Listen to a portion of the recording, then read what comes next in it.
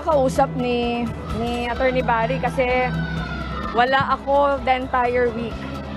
Pero meron na mga studies na ginawa na part talaga ito nung troll machinery na ginamit sa akin since 2016. Ito din yung same na trolls na nagpakalat yung lahat na kasinungalingan laban sa akin. Etong NPA, grabe na yung pag-morph nito. Una, may asawa akong NPA. Sunod ako na yung NPA. Ngayon, advisor ko na si Joma, na hindi ko naman siya kilala, never ko pa nakausap, kahit sa telepono man lang. That was Vice President Leni Robredo responding to fresh attacks against her and spokesperson Barry Gutierrez by the People's Journal. The People's Journal wrote an article allegedly claiming that Communist Party of the Philippines founder Jose Maria Sison was a key contributor to the Robredo campaign.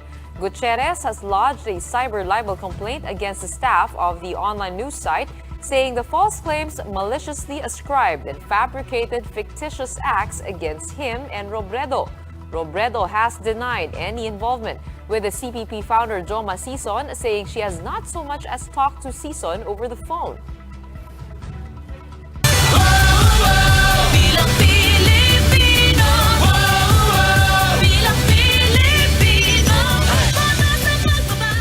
Time for today's biggest headlines. I'm Gretchen Ho. You're watching The Big Story. In the final stretch of her presidential campaign, Vice President Leni Robredo continues to face red-tagging accusations, this time from an online news site. But the camp is now hitting back with a cyber libel complaint against the People's Journal. This as Robredo heads back to her bailiwick, Bicol, to meet with supporters and local officials who have expressed support for her presidential bid. Gerard de la Peña with the story. Tens of thousands of supporters gathered in Sorsogon for Vice President Leni Robredo and Senator Kiko Pangalinan's rally. Robredo admitted that at this point, campaigning can be tiring but still worth the effort. Hindi ako kinakabahan kasi ginawa ko naman lahat. Ako na yata yung pinakamasipag. So sa akin, yung commitment ko naman na talagang tatapusin ko to, gagawin ko yung lahat. Several local officials went up on stage to express their support for Robredo. Conspicuously, Sorsogon Governor Cheese Escudero, also guest senatorial candidate under her ticket, was not present. But in a video message, Escudero said Bicolanos will always support fellow Bicolanos. In her speech, Robredo says she is hoping that fellow Bicolanos will vote for her, not just because she is their kababayan, but because of her clean track record. Meanwhile, Robredo spokesperson Attorney Barry Gutierrez filed a complaint at the Quezon City Prosecutor's Office against a media company for publishing an article that claimed that CPP-NPA founder Joma Sison is Robredo's advisor. Robredo's camp has since denied this, as well as claims that she cheated during the 2016 elections, lambasting Bongbong Marcos's camp for spreading false information about her. Ilang beses ko na siyang natalo sa Supreme Court. Unanimous ang desisyon, 15-0. Ang narrative niya, dinaya pa din siya. So parang wala nang redemption. Talagang ang sinungaling sa umpisa, sinungaling hanggang kahuli-hulihan. Kawawa yung mga Pilipinong napapapaniwala niya. For News 5, Gerard de la Peña, We Are One News. Meanwhile, presidential candidate Ping Lacson is holding a meeting de avance to cap off his campaign in vote-rich Cavite tonight. And for the latest, we have Mayan Los Baños on the line. Mayan, how's the rally going so far? Hi, Gerson. Good evening. Senator Ping Lacson is back in his hometown here in Cavite for a meeting de avance. Joining him is his running mate, Senate President Tito Soto, and their senatorial candidate. Gerson, at least 50,000 attendees are now here to support the Lacson Soto-Tende, according to local organizers. Starting at 4 p.m., bands have already started playing for the crowd. At past 6 p.m., the host, Shara Soto, Alan Kay, and Pauline Lunar greeted the audience. Wally and Jose also entertained the supporters. After this, senatorial candidates including Gringo, Nikita Padilla, Guillermo Eleazar, and Manny Picol gave their speeches. Meanwhile, Lacson said that he chose Cavite to start his office campaign to send a message to his kababayan that he values their support. This despite some turning their backs on him, forgetting that he's one of their own. When asked if the 90-day campaign was all worth it, Lacson said yes, and that many lessons were learned. As for Soto, who is expected to give a speech later to be followed by Lacson, the tandem is expected to have a caravan tomorrow in Rizal, Laguna, and also here in Cavite. Gretchen Lacson said that this is his last political run after over 50 years of public service. If he wins, Zoe said that he is willing to serve the country for the next 6 years. Gretchen? Well, definitely good to get to the finish line in your hometown. Maraming salamat. That was Mayan Los Baños on the line. Now we look at the campaign trail of the other presidential candidates. Manila Mayor Isko Moreno is set to end his 3-month nationwide campaign with a meeting de avance in Moriones, Tondo tomorrow. Moreno said he decided to hold the grand event in Tondo to pay tribute to his humble beginnings. Senator Manny Pacquiao is set to end his campaign leg in Cebu with a meeting de avance. Pacquiao says he chose to have the meeting de avance in Cebu as his family is originally from this province. Survey leader Ferdinand Marcos Jr., meanwhile, does not have any events planned for today after finishing their Tagum meeting de avance yesterday. On Saturday, Marcos Jr. and the Unity team are set to hold their final meeting de avance in Parañaque City in front of Soler. These are the other big stories tonight. Comelec names the Cusi-led faction the official party of PDP-Laban, but party chairman Koko Pimentel of the opposing faction is set to contest the poll body's decision. Election anxiety is real, and with just a few days left before the May 9 polls, people online expressed their hopes and fears for the elections. And the UP Fighting Maroons and the DLSU Green Archers battle it out in a do-or-die semifinals match, the latest after the break.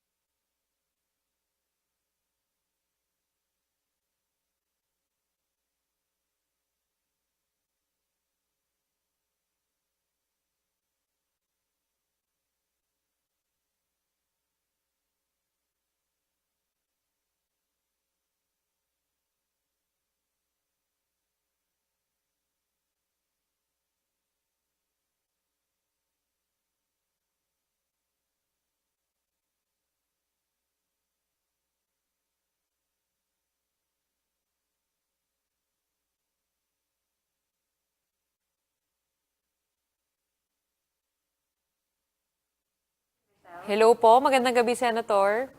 Yes, good evening. Hello, this is Gretchen Ho po from The Big Hi, Story. Gretchen. Yes, good evening. Magandang gabi po.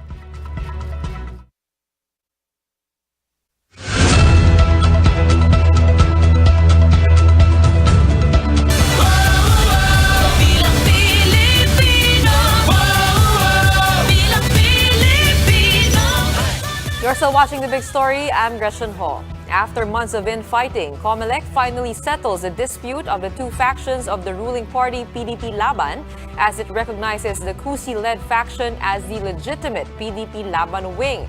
COMELEC's Special Second Division in a 2-1 vote ruled in favor of the PDP-Laban wing chaired by President Rodrigo Duterte. The ruling noted that the PDP-Laban National Assembly held last July 2021, which unseated presidential candidate Manny Pacquiao and Senator Koko Pimentel as party leaders. The resolution came a day after the commission named PDP-Laban as the dominant majority party for the May 9 polls. Meanwhile, the Pimentel-led wing is set to file a motion for reconsideration, citing that only legitimate PDP-Laban members are allowed to resolve the issue. Now, what happens to the Pacquiao-led faction of the PDP-Laban? We have Senator Koko Pimentel on the line. Senator Pimentel, welcome to the big story. Good evening. Good evening, Gretchen, and good evening to all of your televiewers and listeners. First of all, Senator, your reaction to the decision of COMELEC. You said in a statement that you had not been informed.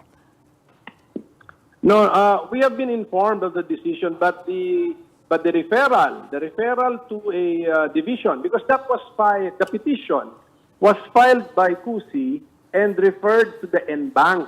NBank yung pito. And then they referred it to a division, and then they instructed the chairman of the division the ponente to write the decision. So the referral to the division should have been relayed to us, di ba? Kasi kaya ang tanong ko, why wasn't it formally communicated to us as a party to the case?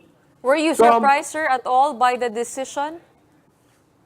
Well, surprised in the sense that I cannot imagine myself not having a party anymore, and then 40 years na po ako dyan sa PDP-Laban that was founded by my father, and my mother wrote the party hymn, and I wrote the and now the COMELEC is telling me you don't have a party, you get out of that party. But at any rate, Gretchen, this is just the first ruling of a division.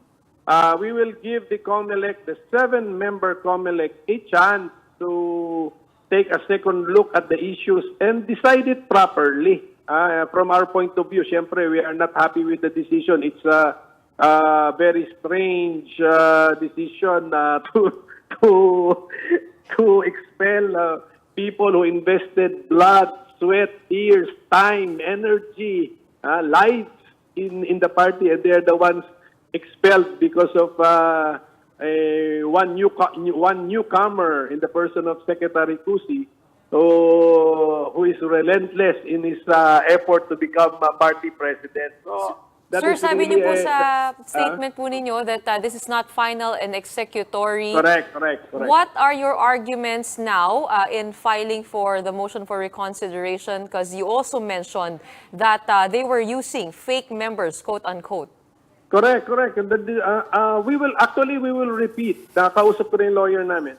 We will repeat the arguments we stated right at the very start, because mahalaga yun eh. The number one, why should COMELEC entertain a fatally defective petition?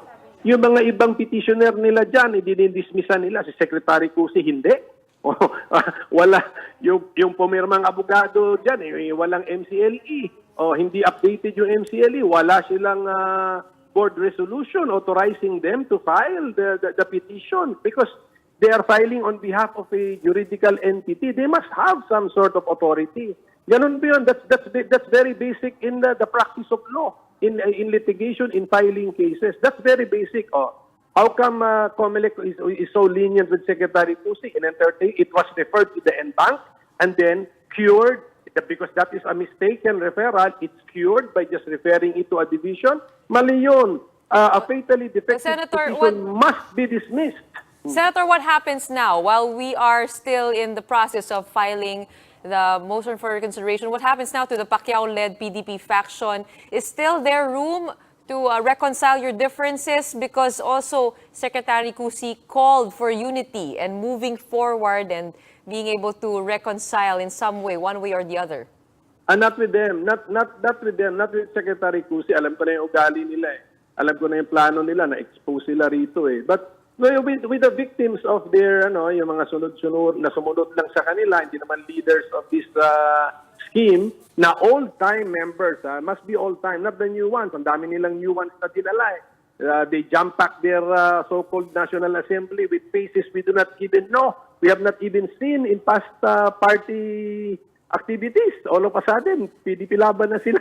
So, and then they get to determine where the party will go. These new faces, these strangers to the party. No way, ilalaban po namin yan because 40 years na po kami dyan sa partido na yan. Meron kami mga membrong nakulong, may mga membro kami namatay, pinatay. Di ba? Noong time ng Marcos martial law. I mean, we should never forget the sacrifices of our members. Tuloy ang laban po, Senator Koko Pimentel. Maraming salamat po. Okay, meanwhile, as the election day draws near, talk of election anxiety has begun online as netizens express their fears and excitement for May 9. Mobile journalist Pamela Vasquez gives us some tips on how to deal with this election-related stress.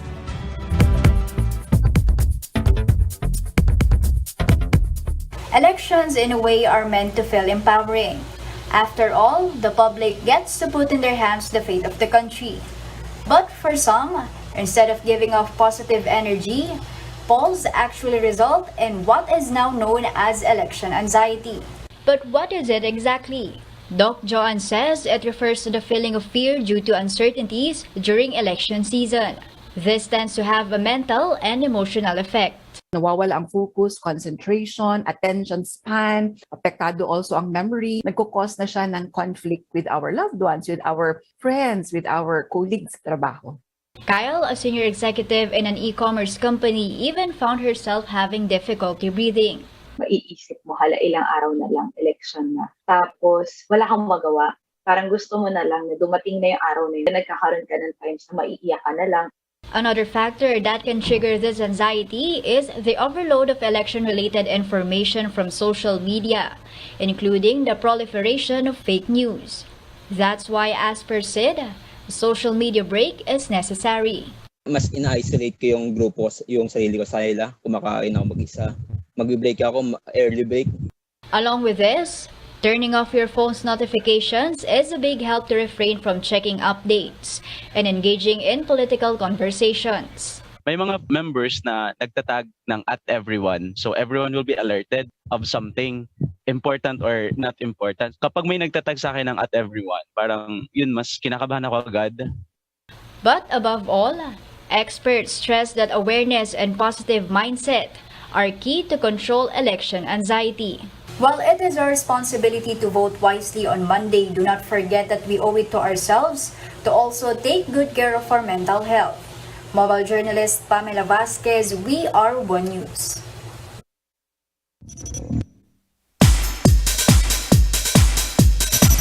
Some Iglesia ni Cristo celebrities have spoken up regarding the political endorsement of the religious group.